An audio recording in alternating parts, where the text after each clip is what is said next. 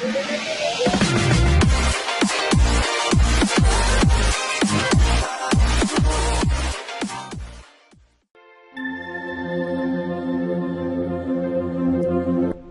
کی اچانک گمشدگی نے سب کو پریشان کر دیا۔ پرماتما کی کالی قوتوں کا خوف ایک بار پھر سب کے ذہنوں پر سوار ہونے لگا تھا۔ اشباح نے ارد گرد کے ٹیلوں میں دور دور تک اسے تلاش کرایا، لیکن کامیابی نہیں ہوئی تھی۔ سب سے زیادہ تکلیف اور پریشانی سرسوتی کے حصے میں آئی تھی۔ اس کی لاڈلی بیٹی موت کے منہ سے واپس آ کر ایک بار پھر بے یقینی کے اندھیروں میں کھو گئی تھی۔ وہ تو ابھی اس کی واپسی پر شکرانے کے نفل بھی پورے نہیں کر سکی تھی کہ وہ پھر سے جدا ہو گئی۔ سرسوتی کے دکھ کو اس احساس نے اور بھی زیادہ گہرا کر دیا تھا کہ اس کی بد نصیب بیٹی اپنے ماں جائے بھائی کو ملے بغیر ہی حادثات کے دھارے میں بہہ گئی۔ اگر یہ سب کچھ ہونا ہی تھا تو کیا تھا اگر چند گھڑیاں تاخیر سے ہو جاتا، اور کچھ نہیں ہوتا تو وہ ایک دوسرے کو دیکھ لیتے۔ اب پتہ نہیں وہ زندہ تھی یا نہیں، اگر زندہ تھی تو کس حال میں۔ سرسوتی سوچ رہی تھی کہ اب وہ اشباح کو کس منہ سے بتا سکے گی کہ چندا اس کی سگی بہن تھی، وہ بہن جسے اس نے برسوں پہلے ایک مندر کے کھنڈر سے اٹھایا تھا، اور اس حالت میں رو رو کر اس کی آنکھیں خشک ہو چکی تھیں، اور وہ اپنے ہی لہو میں بھیگا انگوٹھا چوس رہی تھی، اپنی ننھی منی آنکھوں سے کسی ہمدرد کو تلاش کر رہی تھی۔ سرسوتی سوچتی رہی اور اس کے آنسو اندر ہی اندر اس کے گلے میں گرتے رہے۔ اس کا دل گواہی دے رہا تھا کہ چندا کی گمشدگی بے معنی نہیں، ضرور کوئی انہونی ہونے والی ہے۔ پراسرار قوتوں کو جھٹلانا ابھی تک کسی کے لیے ممکن نہیں تھا۔ سرسوتی نے سوچا، ہو سکتا ہے تاریک جنگل کے اس شیطان کو کسی طرح پتہ چل گیا ہو کہ چندا اشباح بن ثقیل کی بہن ہے۔ اگر یہ سچ تھا تو پھر کیا نہیں ہو سکتا تھا۔ سرسوتی بہت دیر تک وہم اور حقیقت کے درمیان بھٹکتی رہی، پھر غار سے نکل کر تاروں بھرے آسمان کے نیچے آ بیٹھی۔ شام گہری ہو چکی تھی، ٹیلوں پر دور دور تک انسانی سر نظر آ رہے تھے۔ جا بجا بھڑکتی ہوئی مشعلوں نے زمین پر بھی آسمان کا سما پیدا کر دیا تھا۔ ابھی فیصلہ کن پیش قدمی میں 2 راتوں اور 1 دن کا عرصہ باقی تھا، مگر لوگوں کا جوش و خروش ابھی سے دیکھنے کے قابل تھا۔ وہ چھوٹے چھوٹے قافلوں اور ٹولیوں کی صورت میں مسلسل ان ٹیلوں پہ جمع ہو رہے تھے۔ ریاست کے طول و عرض میں ہونے والی گرفتاریوں اور مار دھاڑ نے ان کے جذبات کو مزید بھڑکا دیا تھا، اور غیظ و غضب نے انہیں ہر خوف سے بے نیاز کر دیا تھا۔ ابوب جا کا طلسم ٹوٹنے سے بے خوفی کی جو لہر عوام الناس میں پیدا ہوئی تھی، اب وہ بکھر کر طوفان بن چکی تھی۔ سرسوتی کے دل کی گہرائیوں سے صدا نکلی، اے خدا ہمارا یہ جذبہ سلامت رکھنا۔ دفتن وہ ٹھٹک کر رک گئی۔ وہ اشباح کے خیمے تک پہنچی۔ مرد و زن دلچسپی سے اندر جھانک رہے تھے۔ سرسوتی نے ایک رضاکار سے پوچھا، اس نے بتایا تاریک جنگل سے 2 قاصد آئے ہیں، ان کا کہنا ہے کہ پرسوں دوارے میں ہونے والا مظاہرہ ملتوی کر دیا جائے اور سردار اشباح اپنے مصاحبوں کے ساتھ پرماتما سے بالمشافہ بات چیت کریں تاکہ کشت و خون سے بچا جا سکے۔ سرسوتی نے بے قرار ہو کر پوچھا، سردار نے کیا جواب دیا ہے؟ رضاکار بولا، وہی جو انہیں دینا چاہیے، انہوں نے انکار کر دیا ہے۔ سرسوتی نے کچھ عورتوں کے درمیان سے راستہ بنا کر خیمے میں جھانکا۔ شمعدانوں کی روشنی میں اشباح اور اس کے ساتھی ہندو قاصدوں کے ساتھ سرے عام گفتگو کر رہے تھے۔ قاصدوں کے چہرے پر برہمی پائی جاتی تھی۔ ایک قاصد نے کہا، محترم اشباح بن ثقیل، میں آپ سے تنہائی میں بات کرنا چاہتا ہوں۔ آپ سب کے سامنے کہہ سکتے ہیں۔ نہیں، میں آپ کے فائدے کی بات کر رہا ہوں، قاصد نے کہا۔ نہ جانے کیوں سرسوتی کے دماغ میں ان گنت خدشے ادھم مچانے لگے۔ اشباح اٹھا اور قاصد کے ساتھ دوسرے خیمے میں چلا گیا۔ یہ چھوٹا سا خیمہ بڑے خیمے کے ساتھ ہی واقع تھا۔ شمعدان کی روشنی میں دونوں آمنے سامنے بیٹھ گئے تو لہیم شہین قاصد نے اپنے چوغے کے اندر سے ایک کاغذ نکال کر ہاتھ میں لے لیا۔ بڑے جمے ہوئے لہجے میں بولا، اشبا بن ثقیل، آپ اپنے پتا مرحوم کی تحریر تو پہچانتے ہی ہوں گے۔ وہ آپ کے لیے ایک وصیت نامہ چھوڑ گئے تھے جو یقیناً آپ پڑھ چکے ہیں۔ یہ الفاظ اشبا کے سر پر ایک زوردار دھماکہ ثابت ہوئے۔ اس نے حیرت سے قاصد کی طرف دیکھا۔ اس کا مطلب تھا کہ اس کے بہت سے راز افشا ہو چکے ہیں۔ اس نے قاصد سے کہا، تم کیا کہنا چاہتے ہو؟ قاصد نے وہ کاغذ اشبا کے ہاتھ میں دے دیا جو چوبی ڈبے کے اندر محفوظ ملا تھا اور جس میں اشبا کے لیے ایک اہم پیغام تھا۔ اشبا نے کاغذ کے الفاظ پر نگاہ دوڑائی اور ایک لمحے میں جان گیا کہ یہ اس کے والد ہی کی تحریر ہے۔ اس نے پڑھنا شروع کیا، بیٹے اشبا، اگر تم نے یہ چوبی ڈبہ میری ہدایت کے مطابق کھولا ہے تو تم اس وقت ریاست کی حدود میں داخل ہو چکے ہو۔ بیٹے، جیسا کہ میں نے وصیت نامے میں لکھا ہے، ہم نے پرماتما کے سرخ پوشوں سے بھاگ کر رات پرانے مندر میں پناہ لی تھی۔ کچھ دیر بعد اس مندر پر سرخ پوشوں نے حملہ کر دیا۔ اس حملے میں میں زخمی ہوا اور تمہاری ننھی بہن زلفا کو ایک پورا خط پڑھتے پڑھتے اشبا کی پیشانی پر پسینے کے قطرے چمکنے لگے۔ اس کے سینے میں دل بے پناہ شدت سے دھڑک رہا تھا۔ اس تحریر سے یہ مطلب نکلتا تھا کہ اس کی بہن زندہ ہے، وہ ننھی منی بہن جس کی ایک دھندلی سی تصویر ابھی تک اشبا کے پردہ ذہن پر موجود تھی، معصوم چمکتی آنکھوں والی، اپنے باریک سرخ ہونٹوں میں اپنا انگوٹھا دبا کر چوسنے والی، جو اس کی ماں کی گود میں ہمکا کرتی تھی اور جھک کر وہ اسے چوم لیا کرتا تھا۔ اس کے نرم گالوں کا لمس اشبا کے ہونٹوں کو ابھی تک یاد تھا۔ پھر ایک روز وہ ننھا سا ستارہ ٹوٹ کر اشبا کی نگاہوں سے اوجھل ہو گیا۔ وہ کتنے ہی دن، کتنے مہینے اس ستارے کو ڈھونڈتا رہا، اپنی ماں سے پوچھتا رہا، ماں میری بہن کدھر ہے؟ وہ میری گود میں کیوں نہیں آتی؟ میرے ساتھ آ کر کھیلتی کیوں نہیں؟ ماں کے پاس ان سوالوں کا کوئی جواب نہیں تھا، فقط اس کی آنکھوں میں آنسو چمک جاتے، اور اشبا اپنی ماں کی آنکھوں میں آنسو دیکھنا نہیں چاہتا تھا۔ اس لیے دھیرے دھیرے اس نے ماں سے یہ سوال پوچھنا چھوڑ دیا تھا۔ اب اشبا کو سمجھ آ رہی تھی کہ چوبی ڈبہ اسے کیوں خالی ملا تھا۔ صاف ظاہر تھا کہ چھاؤنی میں اس کے سامان کی تلاشی کے دوران منوہر چند کے آدمیوں نے ڈبے سے یہ تحریر اڑا لی تھی۔ یکا یک اس کی سوچوں پر بے پناہ اندیشوں نے یلغار کر دی۔ اس نے قہرناک نظروں سے قاصد کو گھورا اور بولا، مجھے یہ سب کچھ بتانے سے تمہارا مطلب؟ قاصد نے ایک گہری سانس لی اور مصنوعی ادب و احترام سے کہنے لگا، عالی جناب، لازوال پرماتما کی طرف سے آپ کی بہن اس وقت ان کی مہمان ہیں۔ وہ چاہتے ہیں کہ آپ ان سے بالمشافہ بات چیت کریں تاکہ مسائل خوش اسلوبی سے طے ہو سکے۔ اشبا کی آنکھوں میں خیمے کا منظر گھومنے لگا۔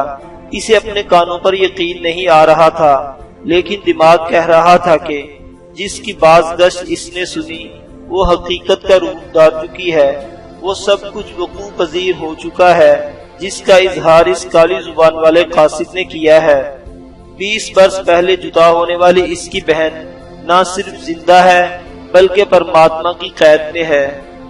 وہ کتنی ہی دیر گمسم رہا اور اپنے خیالوں سے جنگ لڑتا رہا۔ قاصد بڑے اعتماد سے بیٹھا، اس کے جواب کا انتظار کر رہا تھا۔ آخر اشبا نے کہا، میں کیسے یقین کر لوں کہ تم جو کہہ رہے ہو درست ہے؟ میری بہن زندہ ہے اور تمہارے پرماتما کے قبضے میں ہے۔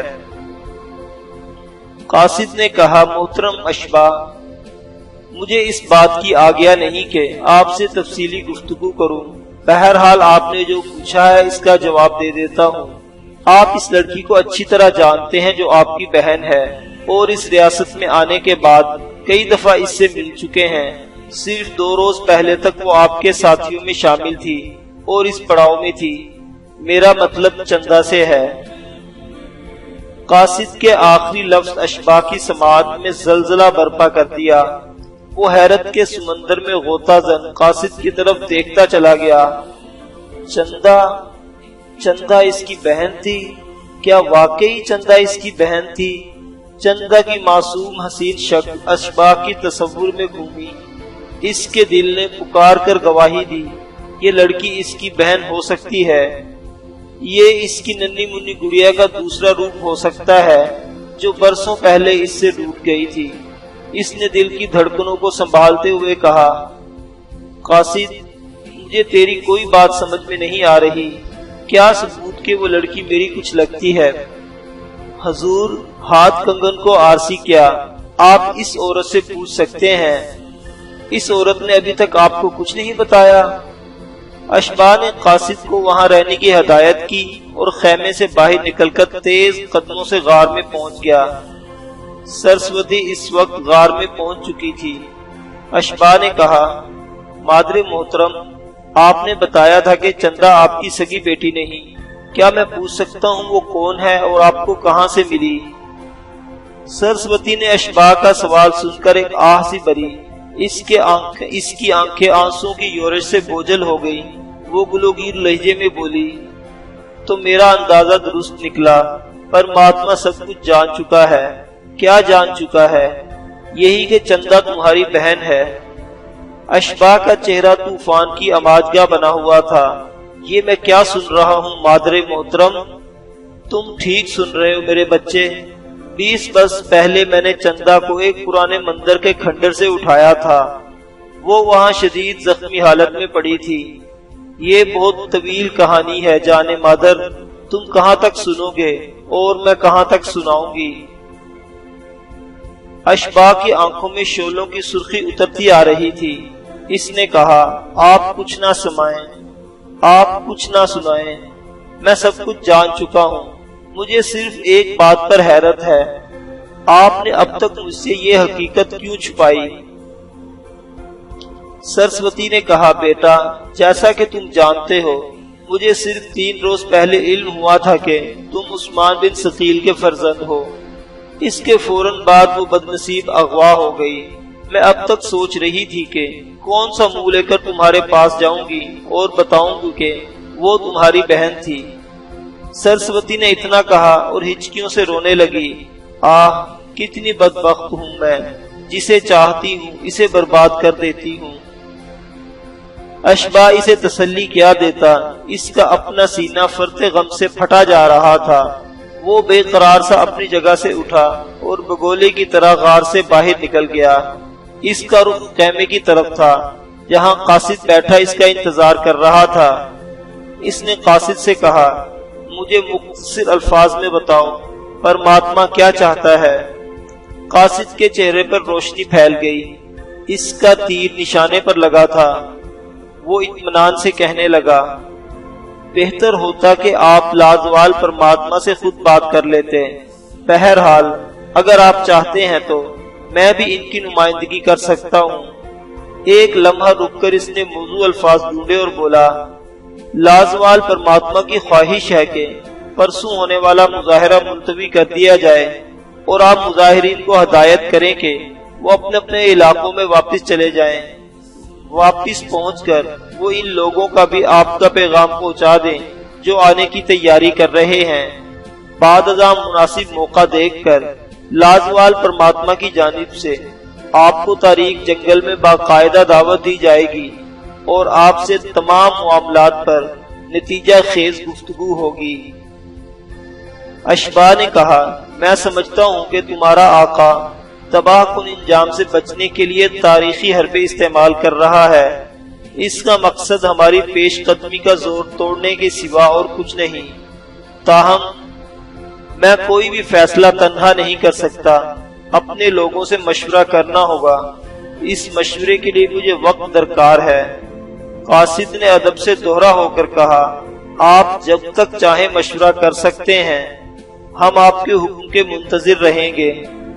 نشست برخاست ہو گئی۔ اشباح خیمے سے نکلا اور تیز قدموں سے چلتا ہوا بڑے خیمے کی طرف بڑھنے لگا۔ وہ سرگردہ افراد کو بلا کر کچھ مشورہ کرنا چاہتا تھا، مگر خیمے سے چند گز دور ہی مشرق کی جانب سے کچھ عجیب سا شور سنائی دیا۔ دوسرے لوگوں کی طرح ٹھٹک کر وہ بھی اس شور پر غور کرنے لگا۔ دشمن کے شب خون کا خیال برق کی طرح اس کے ذہن میں کوندا۔ وہ بھاگ کر ایک ٹلے کی چوٹی پر چلا گیا۔ یہاں سے نشیب دور تک نظر آ رہا تھا۔ چاندنی میں اسے گھڑ سواروں کی طویل قطاریں دکھائی دی جو بڑی تیزی سے پڑاؤ کی طرف بڑھ رہی تھی۔ گھڑ سواروں میں کچھ کے لباس سفید چمک رہے تھے۔ اس چمک سے اشباح کو اندازہ ہو گیا کہ یہ سرخ پوش نہیں۔ ویسے بھی اس جانب سے حملہ کرنا سرخ پوشوں کے لیے ہرگز سود مند نہیں تھا۔ اشباح کے حکم سے پہلے ہی ماہر تیر انداز مختلف جگہوں پر مورچے سنبھال چکے تھے۔ رضاکار بھی اپنے اپنے ہتھیاروں تک پہنچ گئے، تاہم لڑائی کی نوبت نہیں پہنچی۔ گھڑ سوار قطاروں کے آگے آگے 5 سوار اشباح کے سامنے آ کر رکے۔ ان میں سے 2 افراد کو دیکھ کر اشباح کی آنکھوں میں شناسائی کی تیز چمک ابھری۔ اس نے ہاتھ اٹھا کر اپنے تیر اندازوں کو کسی بھی کارروائی سے روک دیا۔ اس کے چہرے پر دبا دبا جوش نظر آ رہا تھا۔ کتنی ہی دیر وہ یک ٹک ان سواروں کی طرف دیکھتا رہا۔ سوار بھی اشباح پر نگاہ دوڑائے تھے۔ ان کے چہروں پر طویل راستوں کی گرد تھی اور آنکھوں میں بے نام جوش کی ندیاں موجیں مار رہی تھی۔ یکا یک اشباح نے اپنی جگہ چھوڑی اور لپکتا ہوا سواروں کی طرف گیا۔ اس کے دونوں بازو کھلے ہوئے تھے۔ سردار جہم، اس نے پکار کر کہا۔ ایک شخص نے گھوڑے سے جست لگائی اور دوڑ کر اشباح سے لپٹ گیا۔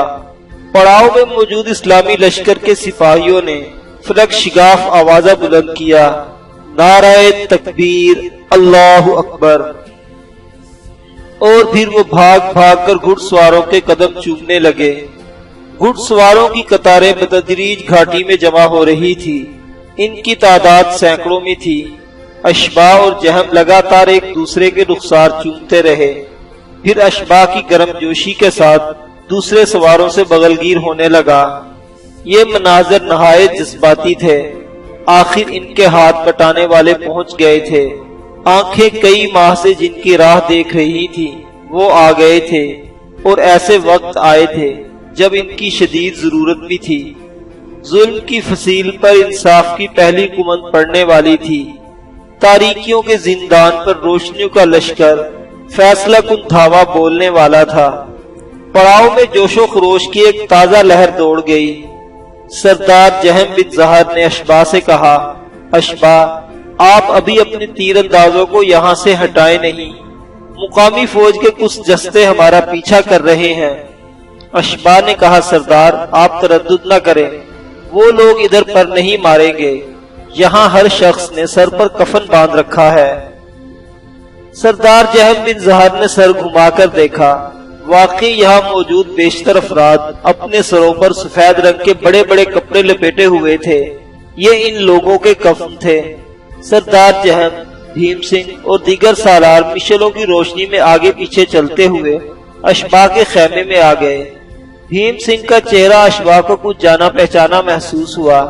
اشباح کی الجھن دیکھ کر سردار جہم نے بھیم سنگھ کا تعارف کرایا اور بتایا کہ لس بیلا کی لڑائی میں انہوں نے ہندی فوج کی قیادت کی تھی۔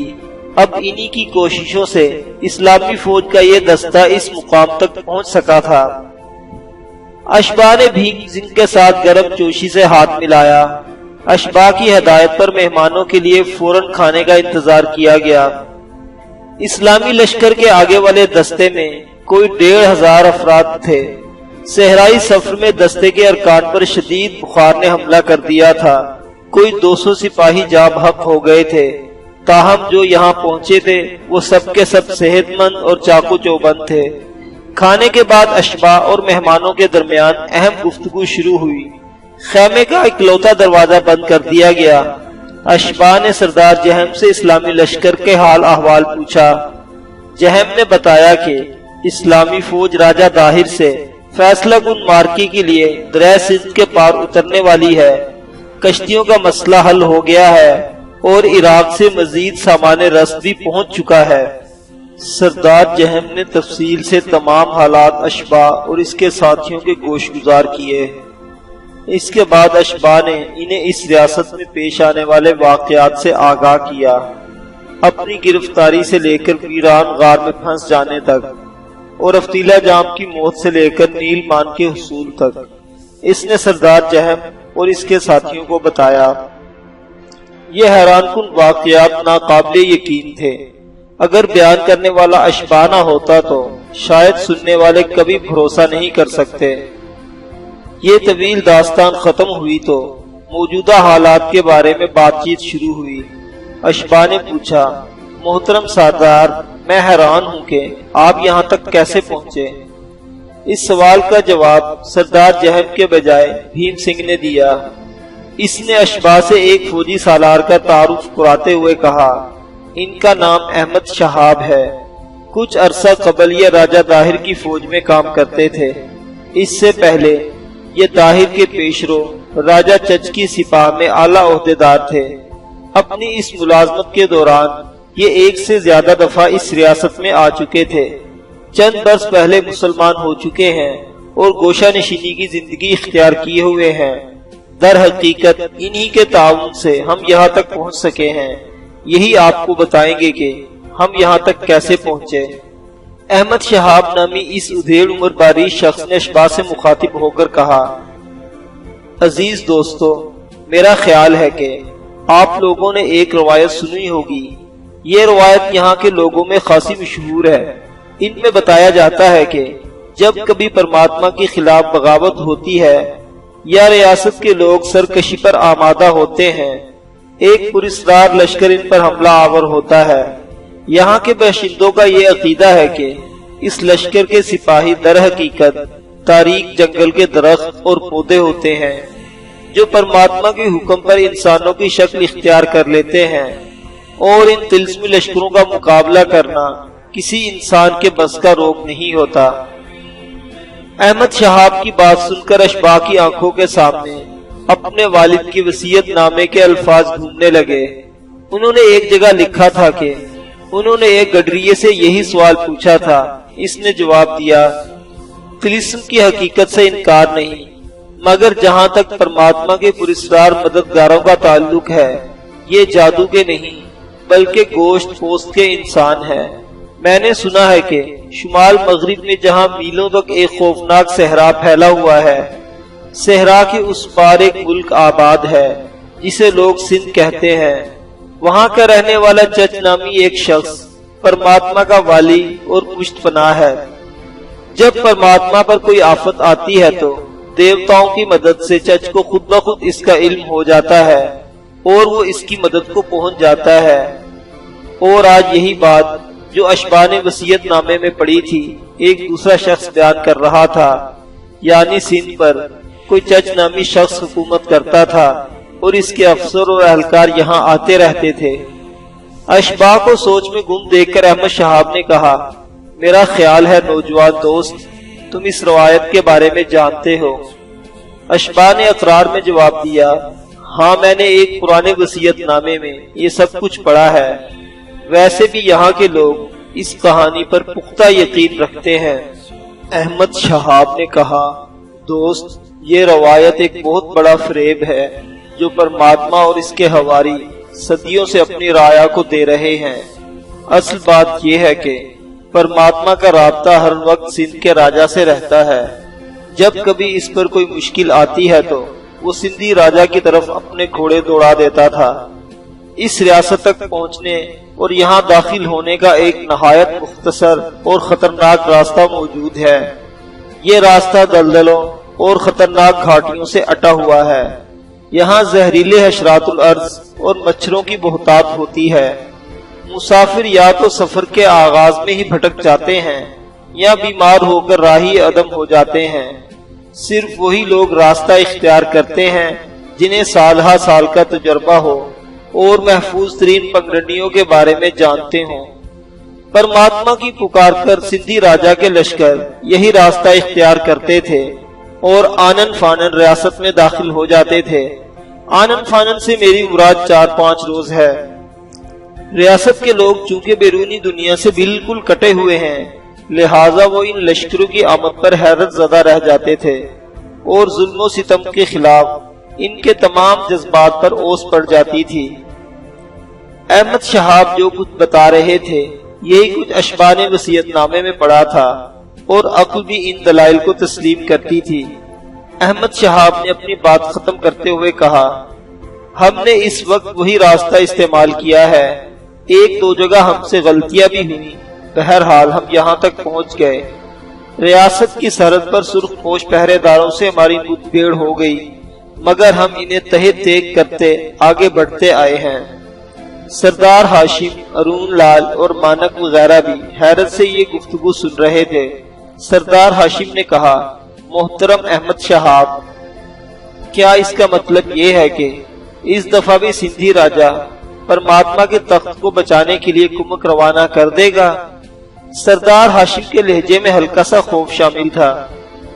احمد شہاب نے کہا، اس بارے میں یقین سے کچھ نہیں کہا جا سکتا، ہاں یہ ضرور ہے کہ اس دفعہ سندھی راجہ جس کا نام طاہر ہے بہت بری طرح الجھا ہوا ہے۔ پچھلے چند مہینوں میں اسلامی لشکر نے اسے شکست دی ہے اور اب وہ دریائے سندھ پار کر کے اپنے دارالخلافہ روڈ تک پسپا ہو چکا ہے۔ کسی بھی وقت اسلامی لشکر کے ساتھ اس کی فیصلہ کن جنگ ہو سکتی ہے۔ میں نہیں سمجھتا ان حالات میں اس کے لیے اپنے اتحادی پرماتما کے لیے کمک بھیجنا آسان ہوگا۔ اگر آپ لوگ پرماتما کے خلاف علم بغاوت بلند کرنا چاہتے ہیں تو اس کے لیے موزوں ترین وقت یہی ہے۔ اس سنہری موقع کو ہاتھ سے نہیں کھونا چاہیے۔ جس وقت پڑاؤ کے اس خیمے میں یہ گفتگو ہو رہی تھی اور خیمے سے باہر سینکڑوں پرجوش افراد نعرہ زن تھے، چند کوس دور منوہر چند کے رہائش گاہ میں اشوکا اور منوہر آمنے سامنے بیٹھے تھے۔ ان کے ساتھ فکر مند چہروں والے چند سرخپوش سالار اور بھی تھے۔ منوہر ایک سرخ سالار پر برس رہا تھا۔ لیکن یہ سب کچھ ہوا کیسے؟ کیا تم لوگوں نے نشہ کر رکھا تھا؟ تم جانتے ہو یہ غلطی آگے چل کر کتنی سنگین ثابت ہو سکتی ہے۔ اشوکا نے ہاتھ اٹھا کر منوہر چند کو پرسکون کرنے کی کوشش کی۔ محترم سردار، جو ہونا تھا ہو چکا، اب ہمیں حقیقت کو تسلیم کر کے آئندہ پر وچار کرنا ہوگا۔ صورتحال یہ ہے کہ اسلامی لشکر کا جتھا جس کے سپاہی 1400-1500 کے قریب ہیں، اشبا بن سقین سے آن ملا ہے۔ حالات پہلے بھی کم سنگین نہیں تھے، اب ان کی سنگینی میں کچھ اضافہ ہو گیا ہے۔ تاہم اس دستے کی آمد سے ہمیں یا باغیوں کو کوئی بہت زیادہ فرق نہیں پڑنے والا۔ میں دیکھ رہا ہوں کہ باغیوں کی تعداد اتنی زیادہ ہو گئی ہے کہ پیش قدمی کی گئی تو کوئی رکاوٹ ان کے سامنے رکاوٹ نہیں رہے گی۔ سوچنے کی بات یہ ہے کہ لازوال پرماتما کی جانب سے ابھی تک تلسمی شکتی کا استعمال کیوں نہیں ہوا؟ منوہر چند نے ایک طویل سانس لے کر سر کی پشت دیوار سے ٹکا دی۔ اس کے چہرے پر تفکرات کی پرچھائیاں تھی۔ آج نہ اسے شراب مزہ دے رہی تھی اور نہ حسین دوشیزاؤں کے جسم میں چھپی رنگینیاں اپنی طرف متوجہ کر رہی تھی۔ کچھ دیر بعد اس نے آنکھیں کھولی اور میں کے 2 تلخ جام حلق سے اتار کر بولا، اس بساط کا ایک بڑا مہرہ لازوال پرماتما کے ہاتھ میں ہے۔ اشبا بن سخیل اپنی بہن کی عزت اور زندگی داؤ پر لگا کر ہی پیش قدمی کرنے کا حکم دے سکتا ہے۔ اشوکا نے کہا، آپ کی سوچ درست ہے، لیکن اس مرحلے میں کسی بھی امکان کو رد نہیں کیا جا سکتا۔ منوہر چند نے کہا، اشوکا، میں تو ایک سپاہی ہوں، میرے حوصلے کی پرکھ میدان جنگ میں ہوگی، لیکن تم ایک ساحر ہو اور افتیلا جام جیسے مہان جادوگر کے جانشین بھی۔ کیا تم بھی خود کو بے بس محسوس کر رہے ہو؟ اشوکا نے کہا، بے بس تو نہیں، لیکن کمزور محسوس ضرور کر رہا ہوں۔ یوں لگتا ہے میری شکتی میں دراڑیں پڑ گئی ہیں۔ شاید یہ اس لیے ہو رہا ہے کہ میں مہاراج افتیلا جام کی بتائی ہوئی ڈگر سے ہٹ کر چل رہا ہوں اور ان لوگوں کا ساتھ دے رہا ہوں جو مہاراج کے قاتل بھی ہیں۔ منوہر چند نے برہم ہو کر کہا، بہت نراشا کی بات ہے۔ کیا تم سے کسی نے ایسا کرنے کے لیے کہا تھا؟ تم نے خود ان لوگوں کو چھوڑا ہے جو مہاراج افتیلا جام کے وچاروں کا مذاق اڑا رہے تھے، بلکہ دیوی دیوتاؤں کی حقیقت ہی سے انکار کر رہے تھے، اور یہی وہ لوگ ہیں جنہوں نے ایک خلقت کو گمراہ کر کے اپنے پیچھے لگا لیا ہے اور کھلم کھلا ایک دوسرے دھرم کا پرچار کر رہے ہیں۔ اشوکا نے کہا، میرا یہ مطلب نہیں کہ میں واپس ان لوگوں میں جانے کا سوچ رہا ہوں۔ اب تو میں سپنے میں بھی ایسا نہیں دیکھ سکتا، صرف اپنی کمزوریوں کی وجہ سمجھنے کی کوشش کر رہا ہوں۔ نشست گاہ میں چند لمحے گمبھیر خاموشی طاری رہی، پھر ایک سالار نے اشوکا سے مخاطب ہو کر کہا، لازوال پرماتما مہاراج افتیلا جام کو اپنا دایاں بازو سمجھتے تھے، اب مہاراج کے بعد آپ مہان جادوگر ہیں، آپ کو موجودہ حالات میں اپنا کردار ادا کرنا چاہیے۔ اشوکا کی آنکھوں میں کچھ دیر سوچوں کی آسیبی پرچھائیاں حرکت کرتی رہی۔ آخر اس نے اپنے ایک سر مڈے چیلے کو اندر بلایا اور حکم دیا کہ اس کی پوجا کا انتظام کیا جائے۔ چیلا سر جھکا کر چلا گیا۔ اشوکا نے منوہر چند سے کہا، سردار، ایک لڑکی کی ضرورت ہے جو نو بیاہتا ہو، اس کے بال تراشے ہوئے ہوں اور جسم پر مردانہ لباس ہو۔ منوہر چند نے پوچھا، کیا کرنا چاہتے ہو؟ اشوکا بولا، سردار، یہ بات آپ بھی اچھی طرح سمجھ رہے ہیں کہ اشباح بن ثقیل یا اس کے سرداروں کو ہلاک کر دینا اس وقت مسئلے کا حل نہیں ہے۔ اس کے بغیر بھی پرسوں مظاہرہ ہوگا اور ہو سکتا ہے زیادہ شدید اور خوفناک ہو۔ ضرورت اس بات کی ہے کہ کسی طرح اس تحریک کا زور توڑا جائے جو بیتنے والے ہر پل کے ساتھ طاقت پکڑ رہی ہے۔ اگر لوگ آپ اپنے نیتا یا رہنما سے بدظن ہو جائیں تو ان کے حوصلوں پر اوس پڑ جاتی ہے۔ میں ایک ایسا طریقہ کار اختیار کرنا چاہتا ہوں جو اس تحریک کے رہنما کو بدکردار اور راکشس ثابت کر دے گی۔ اگر یہ کام ہو گیا تو وشواس رکھیں، بڑی خاموشی سے ایسی تبدیلی آئے گی کہ ہر سازش کا تانا بانا بکھر کر رہ جائے گا۔ منوہر چند نے پوچھا، کیا اشباح کی طرف کوئی عورت بھیجو گے؟ اشوکا نے کہا، میں اتنا بے وقوف نہیں، میں جانتا ہوں کہ اس صورت پر ہتھیار کارگر نہیں۔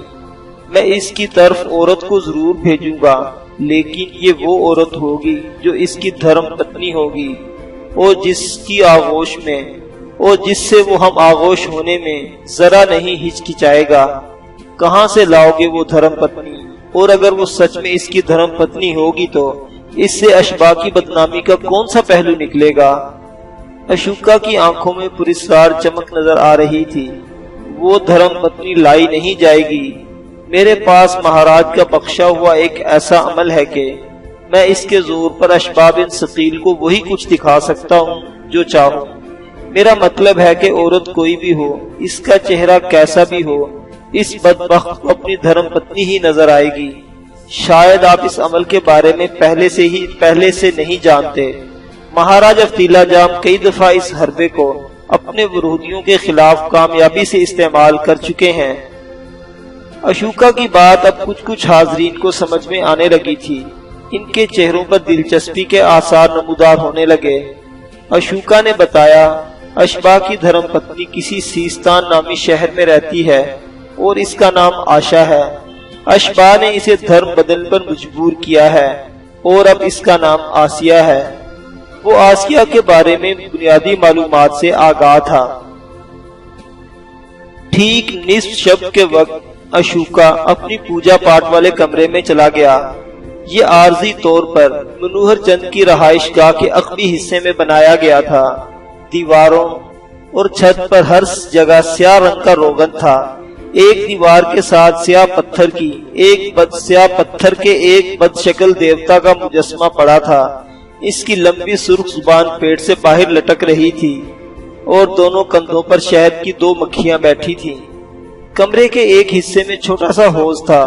اس حوض سے بے پناہ بو اٹھ رہی تھی، ایسی کریہ بو تھی کہ حصے شامہ سن ہوتی محسوس ہوتی تھی، اور ایسا کیوں نہ ہوتا۔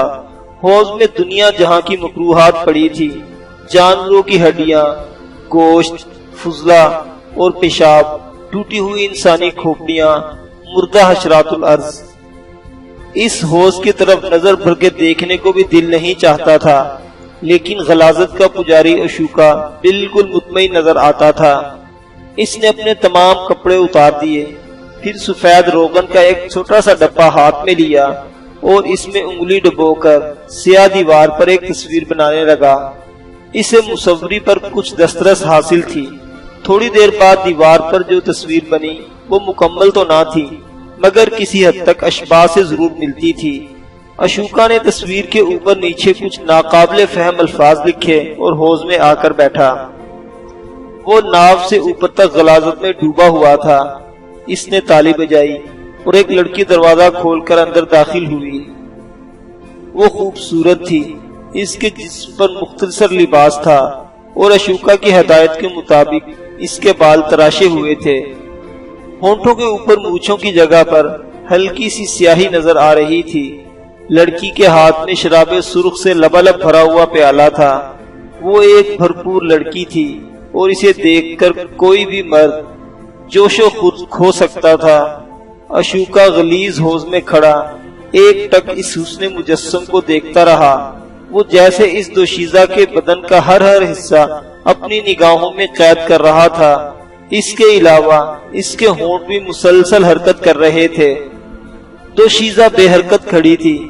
آخر اشوکا نے ہاتھ کے اشارے سے اسے باہر جانے کی ہدایت کی۔ وہ شرمائی قیامت کی چال چلتی باہر نکل گئی۔ دروازہ ایک بار پھر بند ہو گیا۔ اب اشوکا اس سیاہ کمرے میں تنہا تھا۔ اس نے اپنی نگاہیں اشباہ کی شبیہ پر مرکوز کر دیں اور زیر لب کچھ پڑھنے لگا۔ اس کے ہونٹوں کی حرکت اور آنکھوں کی چمک میں ہر لحظہ اضافہ ہو رہا تھا۔ ایک عجیب سی سنسناہٹ کمرے کی فضا میں پھیلتی ہوئی محسوس ہو رہی تھی۔